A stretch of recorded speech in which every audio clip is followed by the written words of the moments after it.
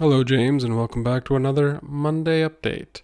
As far as movies have been going, it's been not a super productive week. I'm going to be poking around a little bit with DaVinci's uh, IntelliSearch or search options or metadata.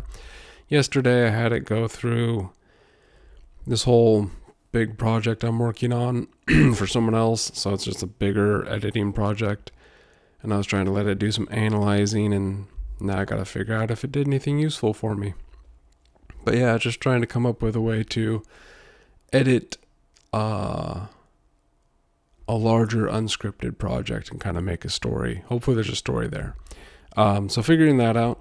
But I've also been trying to read more because just sometimes, even though I'm on YouTube, which is a social platform, I guess, because you can have people comment on videos and there's the community post, but I don't know if it's super social. But I do tend to like doom scroll there, so I'm trying to read more. So reading, I picked up from Barnes & Noble, Making Movies by Sidney Lumet. Now, I have not actually seen any of his films yet, but I did a couple years ago listen to his memoir or biography, which I enjoyed quite a lot. I think it was the same year I listened to the one Mel Brooks one, which I enjoyed that one quite a lot. But I've only got into it a little bit. But so far, it's really good. It's written, I don't know, sometimes when I was younger, I used to read like fantasy. But as I've gotten older, I've done some more technical jobs and I've read a lot of like non-fiction technical stuff, and it reads kind of dry. But this, making movies, I was thinking it'd be a little bit more dry, but his writing style is quite nice. So yeah, getting into this more. And reading, I think, is important because maybe just slows you down a little bit, allows you to kind of observe or learn, other people's perspectives without having to interact with other people. So I mean, that's why I've been enjoying a lot of biographies and memoirs and stuff. I've been doing those on audiobook because I can listen to them while I'm dashing.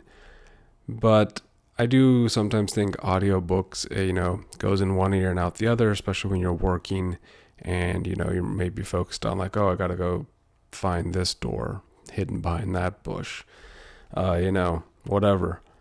Whereas in reading, you at least I have to, focus quite a bit just to make sense of it all.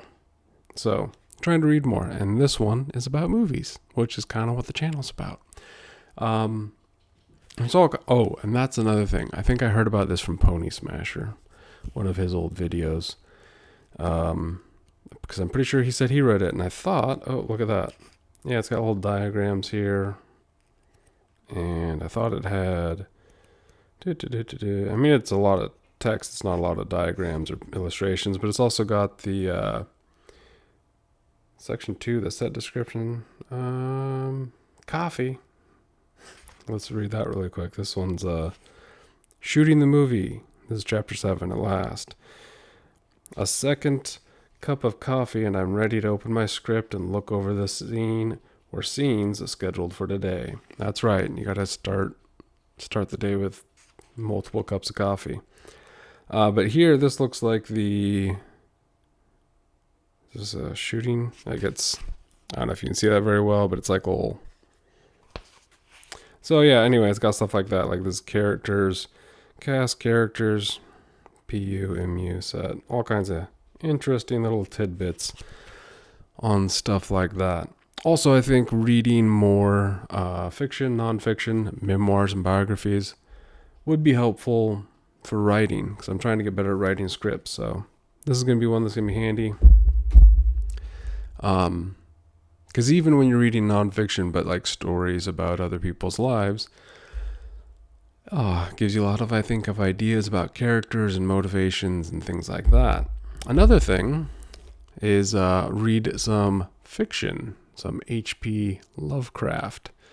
I've got two of these fancy, or I think they're fancy. I like them. They're kind of the leather-bound Barnes & Noble edition books with the built-in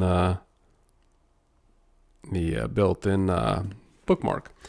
And one of the stories I like getting to listen to this. No, I don't know, a year or so ago. Who knows? Lovecraft's Afterlife. Again, where is it? This one's got some of my favorite Lovecrafts. There's the Herbert West Reanimator. I think that one's really good. I've not watched the film. Maybe I should check it out. But that one is page 45, and I think this is already broken down into 45. I'm getting closer. There it is. Yeah, parts, sections, and I think it's six sections. So I was thinking maybe break this into a 6-episode series, loosely based on the cover art. Not exact. There's some differences I would change, mainly for budget constraints. But yeah, so I think that one's a good one. I need to reread. This one also has The Color Out of Space, which is really good, and The Dunwich Horror, which sometimes maybe I mix those two. No, I don't. The Dunwich Horror is the one where the Dunwich Horror, let me double check. 396. 96. Let's see here. I mean, it's good. It's when a traveler in north central Massachusetts takes the wrong turn or the wrong fork at the junction. But where is it? It's kind of just this falling apart old town. I'm pretty sure it's kind of the visuals of like the character's mom, and she's like out in the woods and dealing with demonic kind of things and gets pregnant with a kind of demonic creature. I mean, there's some other suggestive things in there that aren't perhaps the best, but overall really like that one. And also The Color Out of Space. I was like, these ones could be fun made into movies. So I think, reading over old public domain stuff, great for filmmakers. You can get some ideas on loosely adapting something and tweaking it. I'm not too into the super strict of like, oh, that's not exactly like that. Like I don't think I would make a lot of period piece Lovecraft films. I think I would modify them to be modern times, just because, again, probably budgetary reasons. I would also adapt them or tweak them for budgetary reasons because of the availability of cast and crew and kind of what I've got there. Another thing is he's got quite a few stories where it's very minimal character count, which is, again, good for low budget horror. Less people, less funds you have to raise. So anyway, yeah, hopefully you find some good books, whether it's kind of fiction or biographies or something that inspires you to write a script or maybe come up with some ideas for a movie. Or if any of you have any good movie suggestions, what was it? Of course, now I don't have it pulled up. There was a book yesterday I found by watching, I think it's the Movie Wise channel.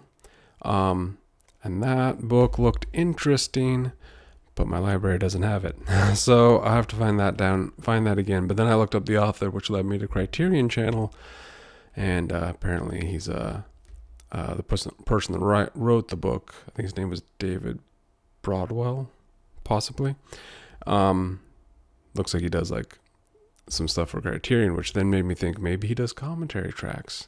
And I should check out some more professor historical commentary tracks again. Because I typically try to find ones that are by like the people that actually made the movie, because I think those are can be informative. Sometimes they're just like chit chat. But anyway, I don't know. The point is, I don't think doom scrolling is helping me out. It's kind of pointless in a lot of ways. So I think reading could be the doom scrolling replacement. You're reading a book, trying to find something useful or entertaining or both. And I guess that's what you do when you doom scroll, right? You're trying to find something useful or entertaining, but it's like nothing. I think books could be potentially better. I mean, it depends on the book. Also, I listen to a lot of podcasts. And while I enjoy the podcasts, and while they're usually done by people, who are much more educated and know their topics, there's also, it is off, they're kind of reacting to the news or a particular topic kind of off the top of their head, Whereas in a book, the author has time to think through the topic, write it out, and then refine it, right? Which is another thing maybe while I'm trying to write scripts, is because while a lot of the times I've made movies just like, oh, here's an idea, make the movie, and then I kind of refine it maybe in the editing, I'm making it up in my head or whatever. I think in the age of AI, there's a, brain dump a bunch of information and then say, AI, make that, you have your brain dump a bunch of words that kind of make sense or made more sense in your head. And now there are, I was going to say on paper, but more like on screen and whatever your writing app is of choice. But instead of doing the process of refining it yourself, it's now just click AI, make sense of that crap. So maybe slowing down, reading, and then trying to do the refining process in the writing and trying to think through kind of the logical steps. But I don't know. That's what I'm trying to do. Trying to sharpen my brain before it becomes mush. And don't use AI for legal stuff. But I didn't do that. It's just the video you shared, and then my wife, who's getting doing pre-law and stuff, has told me plenty of times where judges and people get very when someone is lazy and has AI slop in the courtroom. So yeah. Hopefully this wasn't too rambly. 13 minutes. Yeah, I'm going to try to get something more exciting to share. I was going to do a video about camera movement.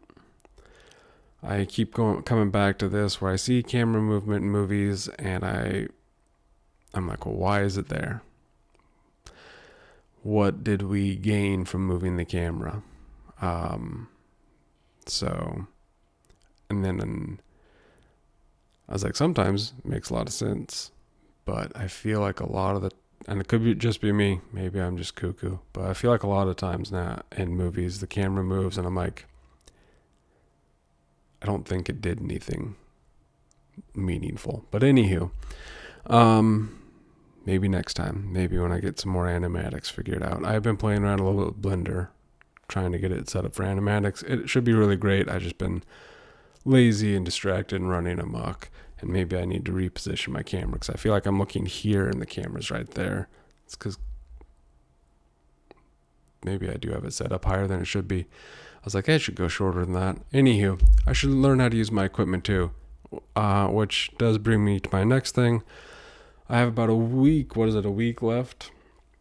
I got to make a short film or do something. So before the end of the month, I feel like I'm really behind in August, but, start working on that this week, and hopefully next video I'll have an update on perhaps my editing process for larger projects, see if the DaVinci IntelliSearch analysis, metadata, what have yous is worth it.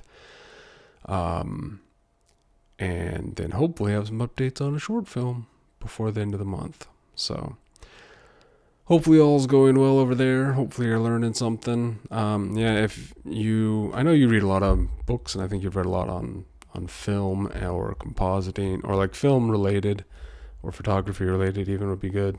Yeah, any book recommendations from you or anyone else, leave them in the comments. Trying to expand my movie making and what have you knowledge base. But yeah, I'm gonna go run this, connect this audio to that video, and run this through DaVinci. Probably throw on a few things and let it render for a couple hours. So, ta-ta for now.